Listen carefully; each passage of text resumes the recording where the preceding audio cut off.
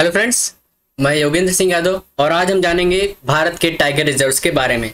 तो मैं आपको पहले बता दूं, यह जो टाइगर रिजर्व्स की जो वीडियो मैं बना रहा हूं, ये पांच भागों में आपको मिलेंगे। पहले 10 कुल मिलाकर 50 टाइगर रिजर्व हैं हमारे देश में, तो इनको मैंने 10-10 करके 5 भागों में विभाजित किया है। नहीं तो यह वीडियो बहुत ही लंबी बनेगी और इसको हम पूरा देख भी नहीं पाएंगे सही से, इसलिए हम आगे बढ़ते हैं और पहले बात करते हैं IUCN के बारे में। IUCN अंतर्राष्ट्रीय प्रकृति संरक्षण संघ, international union for conservation of nature. इसकी क्या आवश्यकता है और यह क्यों बनाया गया है? IUCN सरकारों द्वारा और नागरिकों द्वारा दोनों से मिलकर बना एक सदस्यता संघ है। यह दुनिया की प्राकृतिक स्थिति को संरक्षित रखने के लिए वैश्विक प्राधिकरण है, जिसकी स्थापना 1948 को की गई थी। इसका मुख्यालय स्विट्जरलैंड में स्थित है। IUCN द्वारा की जाने वाली जो लाल सूची दुनिया की सबसे बड़ी व्यापक सूची है, जिसमें पौधों और जानवरों की प्रजातियों के वैश्विक संरक्षण को दर्शाया जाता है। IUCN प्रजातियों के विलुप्त होने के जोखिम का मूल्यांकन करने के लिए कुछ विशेष मापदंडों का उपयोग करता है। ये मापदंड दुनिया की अधिकांश प्रजातियों के लिए प्रासंगिक हैं। इसे जैविक विविधता की स्थिति जानने के लिए सबसे सर्वोत्तम स्रोत माना जाता है। यह सस्टेनेबल डेवलपमेंट गोल्स के अंतर्गत भी आता है और एक प्रमुख संकेतक भी है। इसके कुछ प्रमुख बिंदुओं की बात कर लेते हैं। IUCN की सूची में 1,05,732 प्रजातियों का आकलन किया गया, जिसमें से 28,338 प्रजातियों पर विलुप्ति का खतरा मंडरा रहा है। कुल मूल्यांकन में 873 पहले से ही विलुप्त हो चुकी हैं। यह सूची दर्शाती है कि ताजे पानी और समुद्र पानी में रहने वाले कई जीवों की संख्या में काफ़ी तेजी से जो दर है कमी की, वो दिखाई पड़ती है। उदाहरण के लिए जापान की स्थानीय ताजे पानी में 50% से अधिक मछलियां विलुप्त की कगार पर हैं। स्थानीय नदियों में जो कमी हो रही है, पानी की समस्या बढ़ती जा रही है दिन बर दिन, लगातार बढ़ रहे प्रदूषण को इस प्रकार की कमी का मुख्य कारण भी बताया जा रहा है। IUCN द्वारा मूल्यांकित 50% प्रजातियों को कम चिंताजनक प्रजातियों की श्रेणी में रखा गया है, जिसका अर्थ यह हुआ कि शेष बची 50% प्रजातियां खतरे के अलग अलग स्तर पर हैं। उनके विषय में चिंता किया जाना आवश्यक है। आगे हम बात कर लेते हैं बाघों की गिनती कैसे होती है। बाघों की गिनती उनके ऊपर उपस्थित रेखाओं के आधार पर की जाती है। रेखाओं की बनावट सभी बाघों में अलग अलग होती है, जो इन्हें एक विशेष मापदंड के तहत पहचान देती है। कैमरे से स्नैपशॉट लिए जाते हैं, फिर उनकी गिनती शुरू होती है। शोधकर्ता प्रत्येक स्नैपशॉट मैनुअल रूप से जांच करते हैं। उसके बाद बाघों के धारीदार पैटर्न का विश्लेषण भी करते हैं, जो कि फिंगरप्रिंट की तरह अद्वितीय होते हैं, और अंत में बाघों की संख्या बता दी जाती है। तो इसी क्रम में हम पहला tiger reserve Nagarjuna Sagar Srisailam tiger reserve की बात करते हैं, जो कि government of India ministry of environment and forest project tiger के अंतर्गत आता है। यह आंध्र प्रदेश में स्थित है। इसके जो 5 डिस्ट्रिक्ट को कवर करता है: कुर्नूल, गुंटूर, प्राकसम, महबूबनगर और नालगोंडा। आंध्र प्रदेश राज्य में नागार्जुन सागर पर बांध पर स्थित है, जो कि कृष्णा नदी पर बनाया गया था। रिजर्व को इसका नाम इसके प्रसिद्ध बौद्ध शोधकर्ता आचार्य नागार्जुन से मिला है। आकर्षक पुरातत्व स्थल नागार्जुन सागर श्रीशैलम टाइगर रिजर्व के पास भी पाए जाते हैं। लगभग 125 किलोमीटर तक बहने वाली कृष्णा नदी के तट पर स्थापित ये साइटें रिजर्व को उत्तरी और दक्षिण खंड में विभाजित करती है। यह भारत का सबसे बड़ा बाघ अभयारण्य है और इसके लिए इसके क्षेत्र में श्रीशैलम बांध भी शामिल है, जो कि कृष्णा नदी पर स्थित है।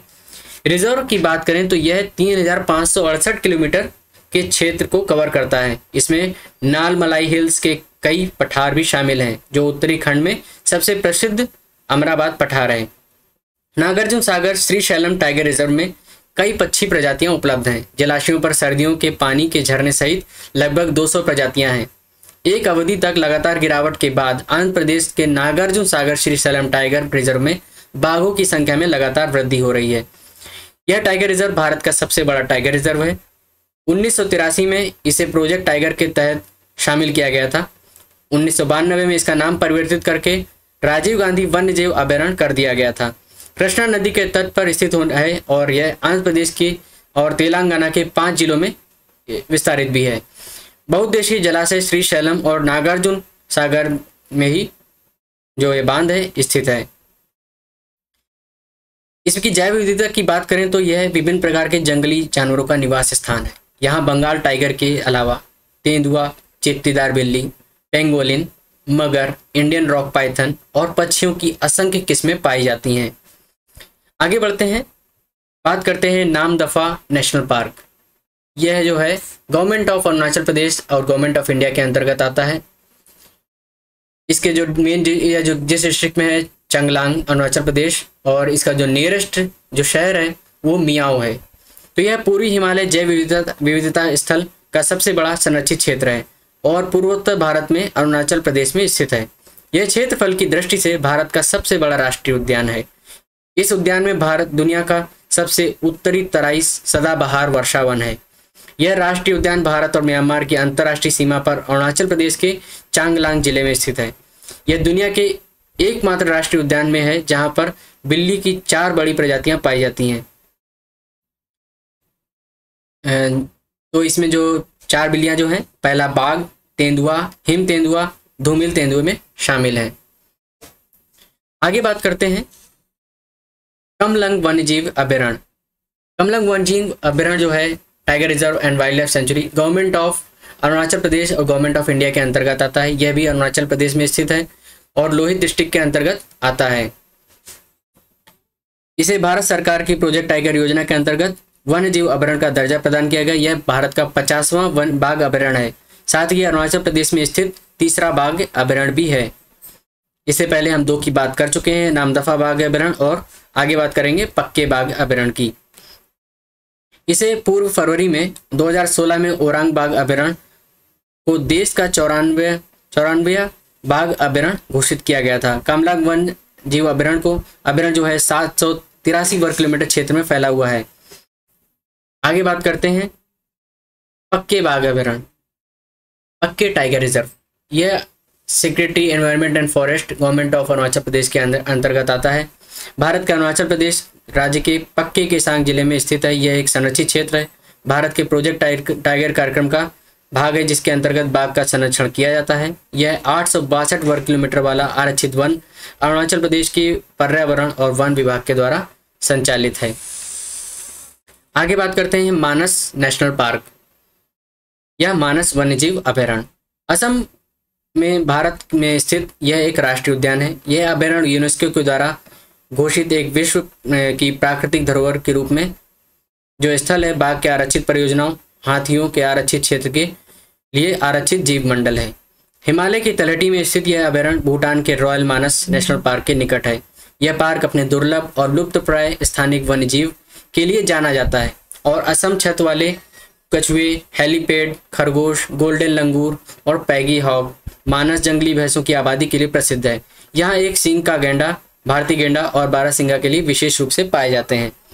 इस पार्क का नाम मानस नदी पर रखा गया है जिसे सर्पों की देवी मनसा के नाम पर रखा गया है। मानस नदी ब्रह्मपुत्र नदी की एक प्रमुख सहायक नदी है जो इस राष्ट्रीय उद्यान के मुख्य केंद्र से होकर गुजरती है। राष्ट्रीय उद्यान के मुख्य भाग में अग्रगंज जंगलों का घिरा हुआ गांव है। इस गांव के अलावा 56 से अधिक गांव पार्क के चारों ओर से घिरे हुए हैं। आगे बात करते हैं नमेरी राष्ट्रीय उद्यान, Nameri national park and tiger reserve. यह ministry of environment and forest government of India के अंतर्गत आता है। नमेरी राष्ट्रीय उद्यान असम राज्य के शोणितपुर जिले में स्थित एक राष्ट्रीय उद्यान है। यह पूर्वी हिमालय गिरिपीठ में स्थित है। असम के तेजपुर शहर से 35 किलोमीटर दूर है।